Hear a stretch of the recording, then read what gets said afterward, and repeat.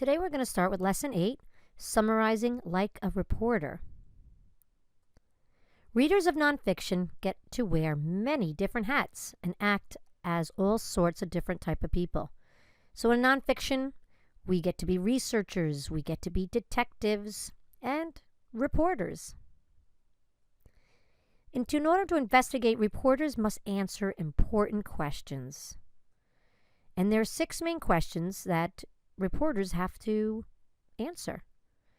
The who, what, where, when, why, and how. An investigative reporter always has to check their facts to make sure they are correct.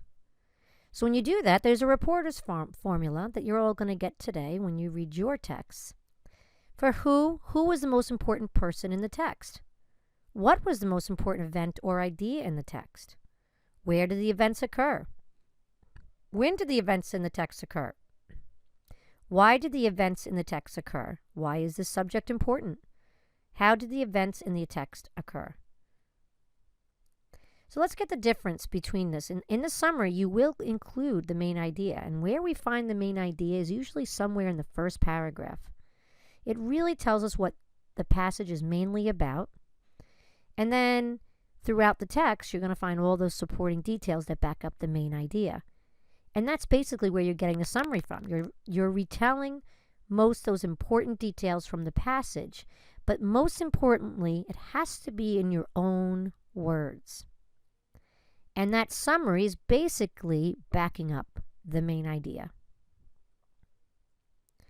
So if we're going to read our mentor text called You Wouldn't Want to Work on the Hoover Dam, an explosive job you'd rather not do. Now, this is a great nonfiction text. It's very comical, but yet everything that they're saying is true, but built in a type of cartoon kind of way.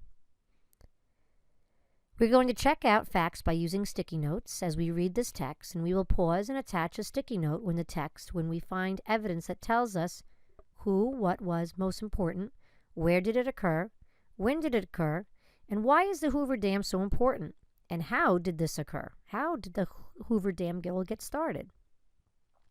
So basically, the text, what mainly this is about, is the Hoover Dam. And now we're going to explore the Hoover Dam by using those WH questions, those 6 important questions to investigate and to find all those supporting details. And that will give us our summary. So you are a construction worker in Amarillo, Texas in the 1920s. You've been working on construction site since you have left school nearly 10 years ago. You enjoy working outside, even when the weather isn't great. Amarillo is doing well. Gas and oil were recently discovered nearby, so energy companies are setting up businesses. And there is plenty of construction work to keep you busy. You're able to do most of the jobs that have to be done on a construction site, from general laboring to simple carpentry and laying concrete. But what you don't know yet is that your world is about to come crashing down, and soon the United States will be overwhelmed with a disaster that's going to affect banks and businesses and workers from all over the country, and it's going to change the life forever. And you're going to see yourself in a different state working one of the biggest construction projects in American history. So there's something called the crash, and in New York City, you've never been to New York, but events happening there turn your life upside down. The New York Stock Exchange, or Wall Street, is bustling hall where traders buy and sell shares in companies. Investors make fortune and share prices rise during the 1920s. Then in October 1929, as share prices completely drop, wealthy people see their fortunes disappear overnight. Companies all over the country go bust and millions of people lose their jobs. Many go on protest marches to demand work. You even have children protesting, saying, "Please give my dad a job." So when was the Hoover Dam built? Well, it was built when you're traveling into the Colorado River. And the Colorado River needed a dam. And there is a president, Herbert Hoover, has been driving force behind this project since he was in the U.S. Secretary of Commerce. It was taking years to get approval for the dam and Congress and from all the states affected by the plan. So, either there's too much water or too little. Lots of times every spring and snow is melting from the Rocky Mountains, it caused floods. But meanwhile, further away, there was a dry desert and farms badly needed rain. So why was the Hoover Dam built? Well, it was built because you had either too much water coming in or too little. And where did it happen? It happened in Nevada. So this is kind of cool. It tells you about all the different types of workers. You have truck drivers, and it's kind of cool because their names, they had special nicknames called the Double Uglies. The electricians were called Juicers. The bosses were called Easy Doughs. Laborers who scrape mud off the ground are called Muckers. Carpenters are called Wood Butchers. Workers high up on the canyon walls are called High Scalers.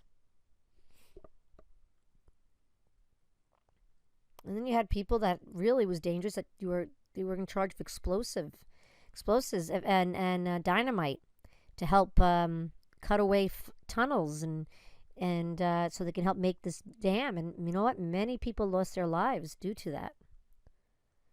And even when it comes down to payday, which is kind of cool, of how much they're going to earn, each worker got a different pay. So who are the people involved? Well, I just listed all those different jobs that were part of this whole process of working on the dam and creating this Hoover Dam. And you had also people that worked on concrete. And this was a cool little cutaway over here, giving you what the Hoover Dam did. And it had this turbine, this powerhouse that helped really grow and gave us energy from it. So what happened when the dam was finished? Well, it just explained. It was like a powerhouse, gave electricity. It helped organize the water in the way it needed to be. And how did the people celebrate the completion of the Hoover Dam? They had parades, and they changed the names in honor of certain people. So this is the reporter's formula that we're going to be using today. And it's following those 6 questions that we need to ask ourselves as we're reading our nonfiction text today. And make sure you find the main idea. And then through that main idea, you're going to find all of the supporting details. And which helps us get those supporting details is using the who, what, when, where, why, and how. Now, I want you to understand something. When we're trying to look at information and summarizing and backing up that main idea, they're going to run into a lot of interesting facts versus important facts. And when you're giving a summary, you want to focus on the important facts that helps answer those 6 questions. It's very interesting to find those cool facts, fun facts, something that not always important to the article, that's really cool and interesting, something you want to share, it's your opinion that you thought was interesting. That is not part of a summary. The summary is what you need to know to understand the text, those major facts, the important to the subject matter, those details that support that main idea. All right, remember, summarize it. You're using your own words.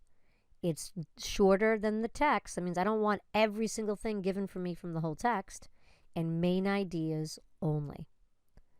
All right, so you're going to get to work and follow those 6 main questions and fill out your summarizing reporter. And we'll see how you do. Remember, use your own words, follow that main idea and the 6 questions.